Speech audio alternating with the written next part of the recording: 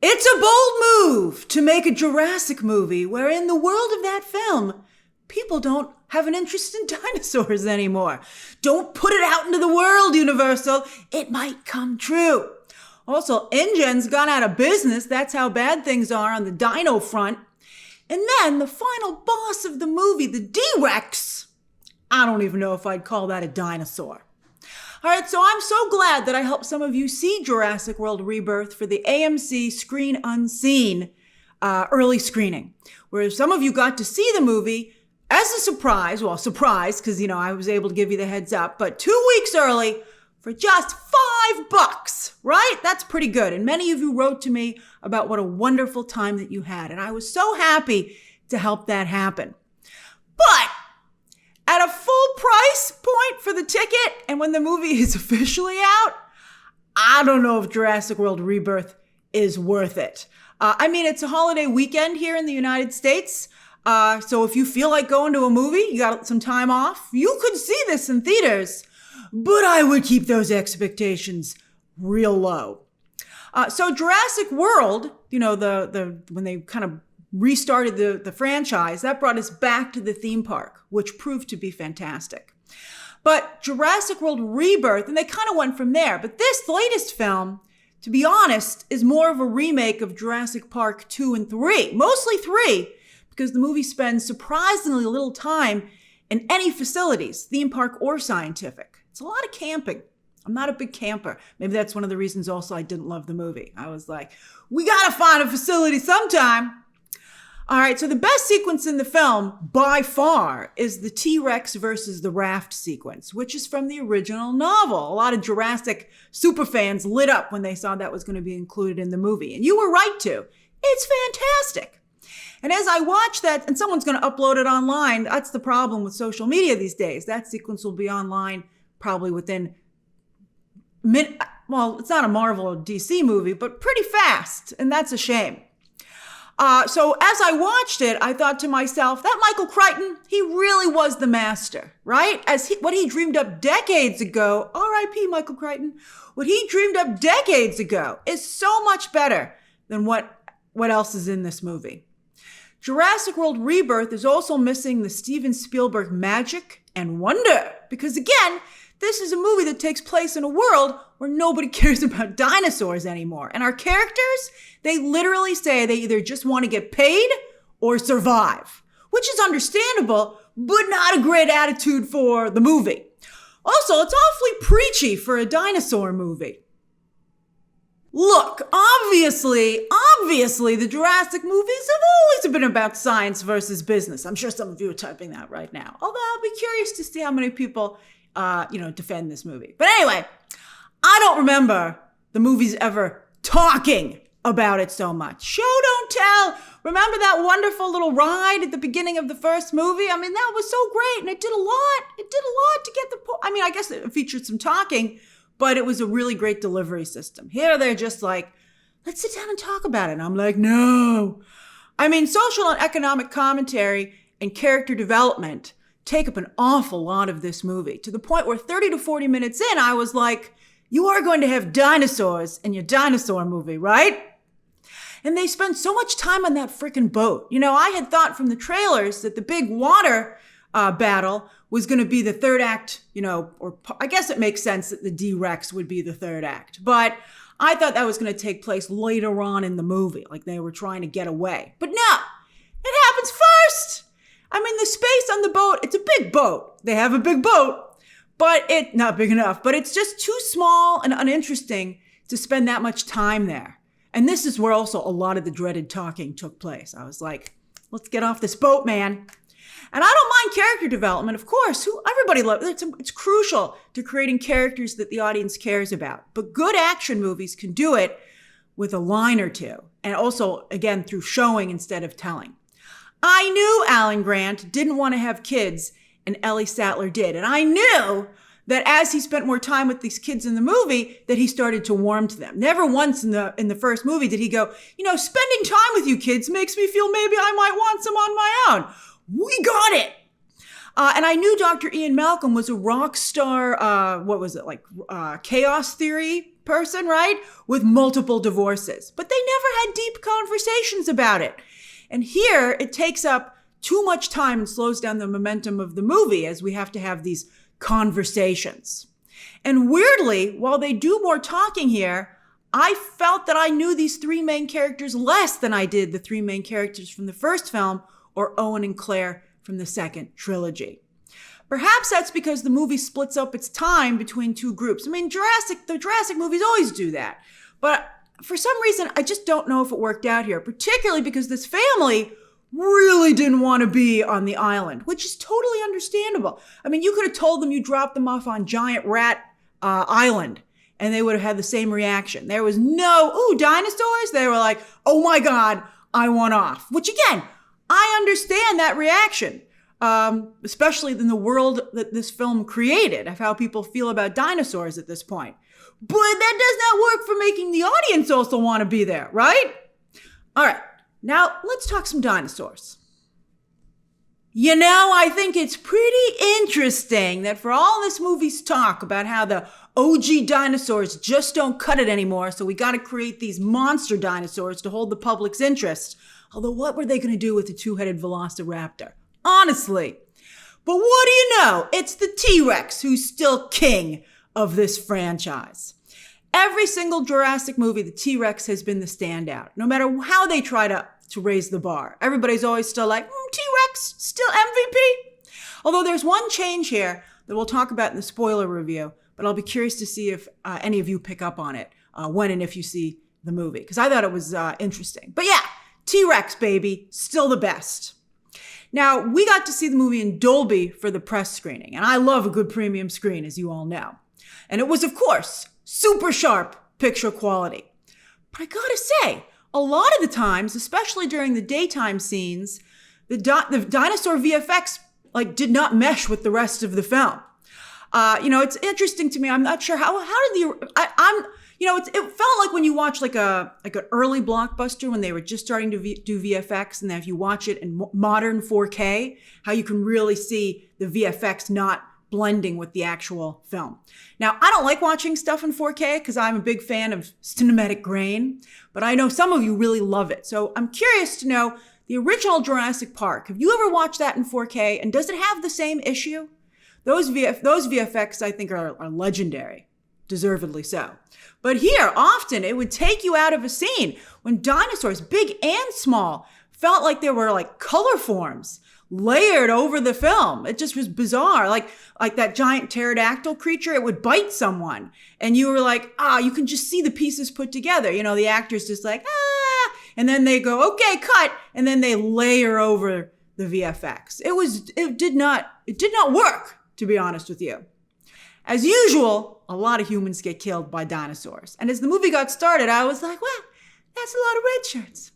But then the suspense kind of faded away when you realized that really it was only the red shirts who were in danger. Although one red shirt got killed surprisingly early, and that was kind of cool. Director Gareth Edwards and longtime Spielberg screenwriter David Coop, who's wildly uneven, make this movie full of Spielberg homages. And on that note, I would say that their biggest homage is that they turn this into Jaws on land. Well, on land and on water. Edwards said he wanted to go back to the horror element of dinosaurs, but now that I've seen it, I don't think that was a good idea. So let's discuss. And I have to tell you, I love talking about movies with you. So I hope you'll hit that subscribe button, because we got a lot of big movies coming up that I can't wait to discuss with you.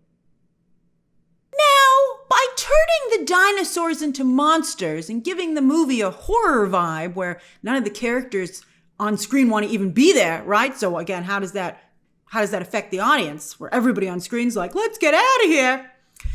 This actually becomes more of an old school Godzilla or King Kong movie. Movies that certainly have fan bases, but not at the level of the Jurassic movies. The Jurassic movies are like way ahead, so why would they want to come down to a lower level?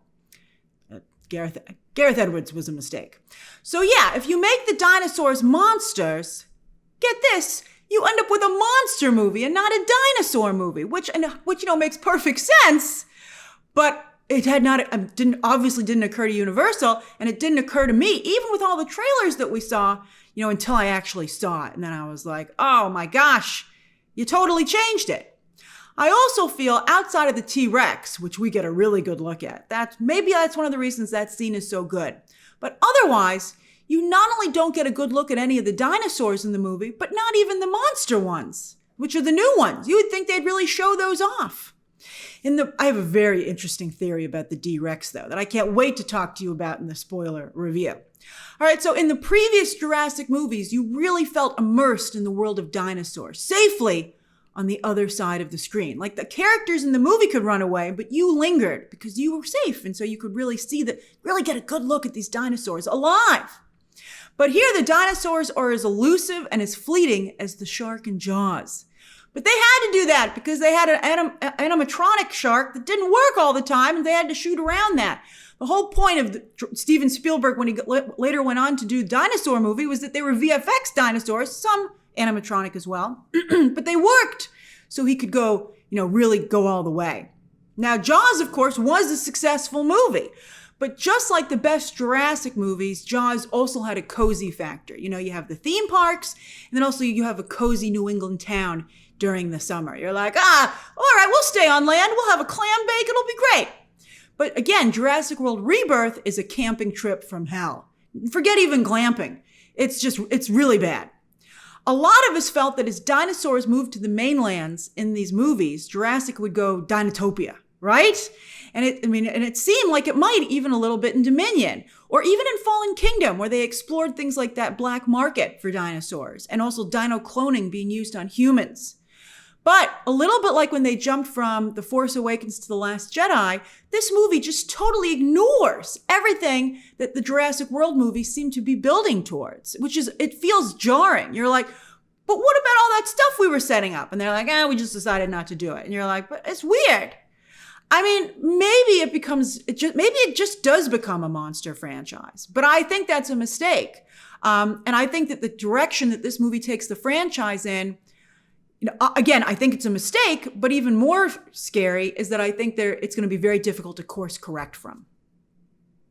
Now, for the first time ever, this franchise has decided to go with star power, human star power. Now, Chris Pratt, of course, became a star, but this franchise is largely, along with Guardians of the Galaxy, responsible for that. But, the actors are pretty good. They do a nice job. Although I have to say, the lesser known actors in the original films also did a nice job. All right, so Scarlett Johansson is excellent, not just as a mercenary, but the lead mercenary. Now, some mercenaries have a code of honor, some don't. Johansson plays the former with a code, and she does it very well. Like with her Black Widow performance, she does a great job of balancing out the moral duality of her character. Some actresses would play a role like this as, you wouldn't think a woman could be such a great mercenary, would you? But thankfully, Johansson does not do that here, and instead focuses on her character just being a mercenary. To me, it's a great female action lead performance, and I continue to really feel bad that she never got the chance to shine in her own Black Widow movie. They made one, but, and to her credit, she cast such a strong actress in Florence Pugh, opposite her, but then Florence Pugh ended up kind of overshadowing her in her own movie. She never got her full own film. Do her and Jonathan Bailey's characters flirt in this film? I'll be very curious to hear I know we disagreed on the Alien Romulus situation, so I'm treading a little more carefully here. But I wasn't sure what was going on between the two of them. They never kiss like they have in real life on the red carpet. But there was a vibe. Like if they did kiss in this movie, I would not be surprised. I think everyone knows that feeling when you're like, are you flirting with me? Like you're not sure. You're like, oh, you might be flirting. We might just be really clicking and becoming great friends. And, it's hard to move forward until that question is answered, in real life and in this movie. And but it never gets answered here, which is it throws off, I think, both characters a little bit. You're like, what's going on here? Johansson's character is even looking to get out of the mercenary business and start a regular life. And you're like, with Jonathan Bailey's character? But in what capacity? Romance or friendship? I've got to know. Jonathan Bailey is wearing, as the internet says, his slutty little glasses. But I was disappointed that you've seen almost all of his performance in the trailers. There's very little extra screen time for him. He does a lot of the talking, I'm sorry to say, like a lot of the political and economic commentary. I would have preferred to him have instead more action sequences that we hadn't seen just yet. I mean, he does a great job, but I felt like I'd seen most of his performance in the trailers. And man, Mahershala Ali just cannot catch a break. His role is even smaller than Jonathan Bailey's, both in terms of action scenes and dialogue. I mean, he plays a cool character and he definitely makes an impression, but not only is his role smaller than Bailey's, but he's repetitive to Johansson's character. Like, it's his boat, but what do you do with that, right? I mean, the movie doesn't even give him like a really special skill set. I mean, he is said to be able to get you into places you're not supposed to go, but it turns out that's not that difficult. He basically just ends up driving them there. And then once they get there, he doesn't really have anything to do. Well, they do give him a nice emotional hook, as you'll see. And for that reason, when it comes into play, which of course you know it will, some of the things in the first Jurassic Park, would sneak up on you. Like, you didn't know that they were going to do that thing with trying to get Alan Grant maybe to being okay with being a dad. But here, like, as soon as Mahershala Ali said it, you were like, I know where this is going. But it did give his character a brief chance to shine later on. Rupert Friend does a very nice job as an evil corporate dude who wears, business dress clothing on a mission like this. You're like, I think he even didn't have socks on. Like, what are you, nuts? So crazy. But I miss the corporate, what have I done character that has been a staple of this franchise. I just think, of course, all business is bad will play with some people, particularly these days, but I would have preferred a more nuanced take and one that wasn't so heavy-handed. Then there's Manuel Garcia Rulfo giving strong Pedro Pascal vibes as a caring mustachioed father who's on a sailing trip with his 2 daughters and his older daughter's boyfriend. The trip is, as you would expect, quite awkward.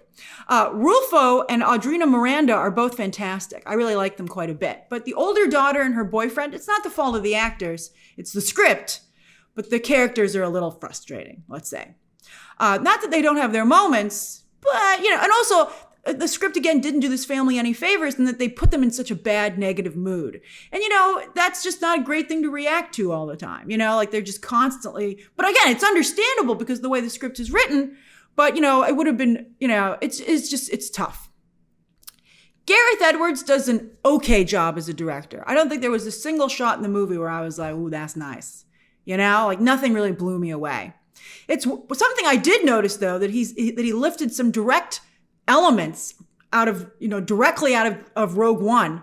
Like, I was like, that was in Rogue One. I can't believe you just did the exact same thing here. And then also, I think he overdoes it with David Cope about the Spielberg homages to all of Spielberg's films, his major films. It's a little bit similar when Bryan Singer decided to duplicate Richard Donner's Superman instead of making his own thing. It's a serviceable dinosaur movie, but it's just not special enough. I mean, if you really want to go see it or you really want to go to the movies, you can. But if you're on the fence, I kind of feel like you should just wait till it's a little bit of a better price point. Like, if you're busy this weekend and you're like, oh man, I don't have time to get to Jurassic World Rebirth, maybe it's still going to be okay. That's how I would describe it. In terms of the franchise, it's definitely better than Dominion was, right? But that's not saying much. But it's not as good as the first Jurassic Park. What is? But I thought Jurassic World came close. That's far better. And I even much preferred Fallen Kingdom. This, again, is on par with Jurassic Park 2 and 3. I kind of liked 3, but it was a very small-scale film. This, to me, is closer to 2. And some people like 2, and some people might like this. But that's how I would describe this film. So that's my review of Jurassic World Rebirth, hitting theaters this week for the holiday 4th of July weekend in North America, or for just the United States, it's our holiday. And for the rest of you, on a Wednesday. All right, so it is the summer, though. All right, so share your thoughts down below, subscribe today, and of course, as always, you can check out some more videos right now.